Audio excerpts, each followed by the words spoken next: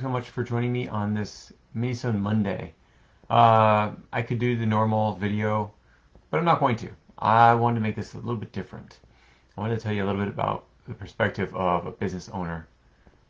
So if you didn't hear me before because uh, Facebook was just lighting up, welcome to our Minisode Monday.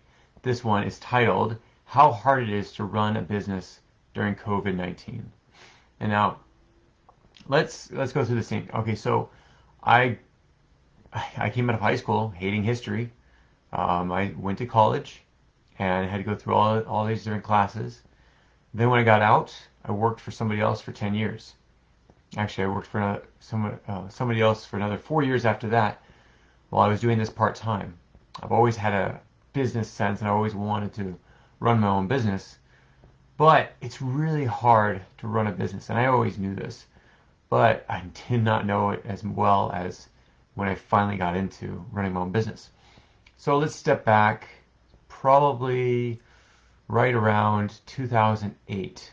I started my own business. It was actually a newspaper aggregate company online. So it was basically a news site online where I would put up all the best stories of the day, and I would have them all organized. This is what happened with the Senate. This is what happened with the House, the President, the Supreme Court. This was the natural disasters that happened. And I ran this, and I ran it so hard that one, I hurt my family relationship because I was always on the computers. My kids actually remembered me as always being on my laptop. Well, things have changed, but that was one of the first experiences as a business owner that I had actually put together. Then I got into a place where, now back in college, I had already started Historical Conquest, and I had a lot of people interested in it, and I had to put it away because the History Channel came up with their own game. So I put it away for 10 years. During that time, I started up this newspaper, or this news source, and everything was going great with there, but I didn't have anyone to help me out. And so there was a point where they actually overlapped. Historical Conquest I brought back, and I was still doing this aggregate site. So I was trying to do both jobs. Both were full-time jobs, and I had a full-time job on top of that. So I was working for the state of Alaska. Every guy's dream job. Whether you liked hunting, whether you liked outdoors, if you liked any of those things, you would have loved this job. I worked for Fish and Game, and I was in charge of all construction throughout the whole state. So I actually got to travel to Kodiak Island, to the places that you couldn't even get to unless you were on a pontoon plane. I flew up to Fairbanks, Alaska, and I did plenty of work up there. Nome, I went to all the different small little villages, the Native American villages that were everywhere. And every time I visited those tribal villages, I was swarmed by a lot of the natives just asking me questions, asking if we could do certain things. Well, again, I was in construction, so I had nothing to do with it. So then it came to a point where I was so bogged down with all these things. I was had little time with my family. I'd wake up at 4 o'clock in the morning and I'd go to bed at midnight. I literally had 3 hours, maybe 4 hours a day trying to get my job done. And because I had two things that I really loved doing, and my full-time job, and my family, and my church, and everything else that I was doing, my wife came up to me and said, and this is the second best thing she'd ever asked me. So the first one was put away the game and go get a real job. And that's when History Channel came up with their own game, and I had my game 4 months before they did, but it wasn't the right time. So she said, put it away. That was the first great one. The second one was, you have two great things here, but you can only do one. You're one person. So put away the other one and figure out which one you want to be, which one you want to do, and make that your joy. And then we'll support you at this. My wife was very supportive at the time for all this. So I said, okay, you're right. I put it away. I put away the aggregate site. No more news. For one thing, I don't like politics. I hate politics. But it seemed like everything in news was politics. So I put that away, took a big strain off my shoulders, and I just focused on historical conquest. This is when I got into the homeschooling realm. I had homeschoolers coming to my booths constantly and buying because historical conquest was the greatest new thing that came out. And so everyone wanted it. And it hasn't changed. Every time I go to conventions, we sell out. Well, we do really, really well at most of them. and some of them we sell out because it was such a great game to present to people. So we started creating other games as well. Now things came up, and I realized I can't put myself all over all these different things. I can't say yes to this and yes to this and yes to this, much like I was doing before, because I basically end up killing myself trying to fulfill all the needs of everybody that wants to do this. Good example, Debt-Free Millionaire. That game was supposed to be done a month ago, and my printer is still telling me, "Oh yeah, it's coming." Well, I don't care that it's coming. You told me a date in October when it was supposed to be here. Now they're saying, "Oh, it's supposed to be done the 9th of November." Then they said, "Oh, now it's the 25th." And these are just the cards. I have the mats right here, and I would love to give them out to my all those people that already purchased, but I'm waiting on the cards. So all these different strains, and I realized, you know, I can't do this. I have to focus on just history. So I told this, and this is right before I got sick. If you were here during that time, you know that I actually had an open heart surgery December of last year. So I woke up on Christmas Day with 2 new valves, mechanical valves, because I'd stressed myself out so much, and I was so busy with everything during that whole time that I was running Historical Conquest to make ends meet. I was actually teaching kids English from China. And so I was doing that while doing this and everything else I had to do. Oh, and I was a real estate agent for a time as well. So doing all these things, I got sick with pneumonia, then influenza. Then it was pneumonia, and that turned into that bacteria. Funny enough, that bacteria actually came from my mouth. It started attacking my heart, and that's when I had to get new heart. I had to get new valves put in. So long story short, I decided, okay, this year I have to calm down. I'm only signing up for 5 conventions, and I have another 5 that I'll sign up with later on. Well, I went to the first convention, and guess what happened? Yeah, that's right, COVID happened, and cut all the other conventions out from under me. Actually, that convention, I was actually in Texas at the time, and I got through the first day, and that's when they said, you know what? No, they said we cannot. We have to close down. They're not allowing us to be in this convention center. There's too many people. You'll have to go home. And you don't just get to go home. You have to pack up and go home. And I thought, you know, I could easily just drive home that night and be there. I'd leave at like 7 o'clock. I'd probably get there right 4 or 5 o'clock in the morning. I said, no. I strained myself out too much. I'm going to take a nap. So we did. But long story short, I decided, you know, I'm gonna pay attention to just what I need to do. I didn't have all these conventions signed up for, which was a godsend. And this is because I was in the hospital. I promised my family, I promised one of my best friends that I was going to just calm down this year and take it a more relaxing time. And so now we get into a place where it's all COVID. So my manufacturing was shut down, like right after COVID started. Well, actually, I think a little bit before. But I didn't think I needed anything, and then I checked my inventory, and 2 of my decks completely sold out. So then I have to get this going. I wait for manufacturing to come back, so I've been waiting for that. Well, the Knights Templar and Tesla have arrived, and we've already sent them out to everyone that's pre-ordered, and we're sending them out to the new orders as well. So those are out. So that's great. But I was worried about that. Also, our revenues dropped dramatically, completely out.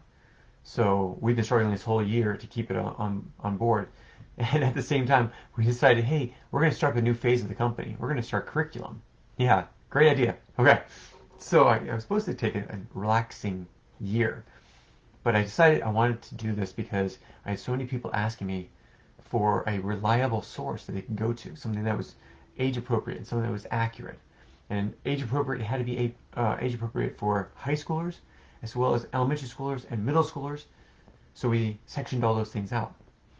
And I said, you know, I can't do this anymore. I have to get a team. Because it was myself. I've been doing this for the last 7 years.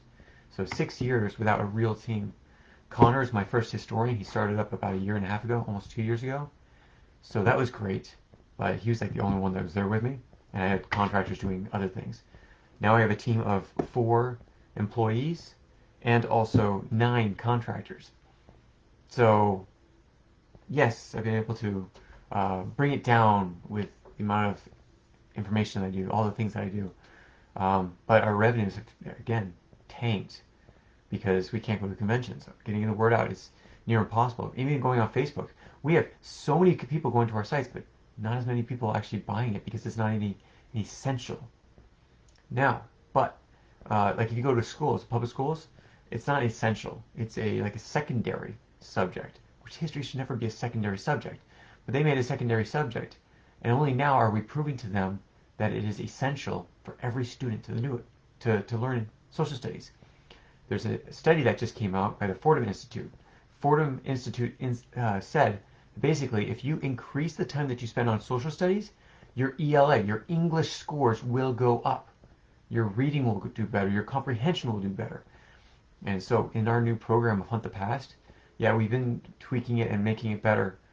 And some of the features in there, almost guaranteed, you will thrive in your ELA just by doing the system. And now our lesson plans are up. Our games are coming up. Joseph is my tech guy. He's actually going after Jason, who is the guy that's supposed to be delivering historical conquest. I want this game to be out. Everybody on my team wants this game to be out. We're just waiting for our programmer to be done with it. Again, it was supposed to be out. This was another one that was supposed to be out a month ago, and still waiting on it. We have another. We're not using that same person doing our next one because he's still finishing up that one. But we're using another team to do Conquering the Timeline. Now this one, they've guaranteed us a month and a half. It'll be in, it'll be ready, it'll be great. And all those people that are part of historical Hunt the Past will be able to get into there and use it right away.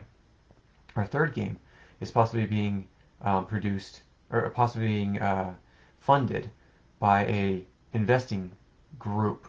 So it's not a VC firm or anything like that. This is a group that invests in entrepreneurs. They believe in entrepreneurs, especially tech entrepreneurs. So we're waiting on them for their final decision if they will fund the rest of Historical Conquest, Conquering the Timeline, and our app, and then possibly our classroom trivia game. Now this one's great because this is more the high school level. We're trying to create more social games. For the I'm not even not on this. I'm not going to compare it on this, but and you'll understand why if I give the example why I didn't want to say this, but or give the comparison. Well, we wanted it more of a social game. Parents will know what social games are when it comes to college. But we wanted to make it so that the high schoolers would have fun with it. More than they would with like Hunt the Past, or sorry, more than they would with Historical Conquest, more than they would with to Conquer the Timeline. And so we're putting all these things together. So as we're doing this, again, my revenues are still low. So we're going out to every VC that we know, or everyone that we can get in contact with. We're trying to contact every foundation and government grants. We have five of them that are possible government grants, which have no connections. There's no ties to having to get a certain amount of revenue or having to give away part of my company for that. Because I told my employees, now they actually have personal a percentage coming to them depending on how long they've been with me. But I told them I do not want to lose control of the company because the things that the people that take control or buy the control of the company can do, they can totally scrap a whole system. They can take the education out of it. We don't want to do anything like that. We want to keep the education in there. We want to have kids have fun and use our system. So I know this is going really long. It's supposed to be a Minisode Monday, so I'll cut it short. I'll cut it to the end. But the big thing I wanted to show here is that yes, it is really hard to be an employee, especially right now, the worries about COVID and everything like that. So my heart goes out to all of you. But also, if you would, give a little bit more thought into the people that are striving to keep the company going. They're trying to keep you employed. They're trying to keep food on the table, healthcare for all their employees. I love my employees, every single one of them. Yes, I'll actually say love because they've been there for me the whole time. And I will do everything I can. I've put so much money of my own into this because I know the potential of Hunt the Past and teaching kids true history, not the bias that we have these days, not trying to point them in a certain direction, giving them information and allowing the kids to understand and decide which way they're going to go. So I will always try to keep this in control so that we only produce the best things for you guys, for the students out there, but also the parents, and giving them the data they need to help their students, the teachers, giving them the data that they need. So thank you for sticking with me. I see that my group is here still, and I do appreciate it. But if you can, if you have the funding to do so, please buy some more from Historical Conquest. We're trying to fund this next phase of the curriculum and everything. We have a great sale out there right now. It's the Black Friday sale. It's Thanksgiving 20. So that's our discount code for 25% off. It's the biggest discount we give out each year. And we only give this for Black Friday. So look for that. Again, 25% off. The discount code is Thanksgiving 20, all caps. So Thanksgiving 20, no spaces. Throw that in there during the end of your purchase, and you'll get some great things. Otherwise, I will catch you soon. Also, go on Hunt the Past. Check out our lesson plans. We have samplers on there. You'll get more when you become a member of the site. Our games will be coming out. I'm hoping that it's going to be done at the end of this week or end of this month, and that the next one will be up. Should be up by the end of or beginning of January, possibly the middle of it. So thanks again for sticking with us, and we'll catch you soon. Take care. Have a great night. Bye-bye. If you have any comments or questions, add them to the comments below. Otherwise, we'll see you tomorrow, actually. Take care. Bye.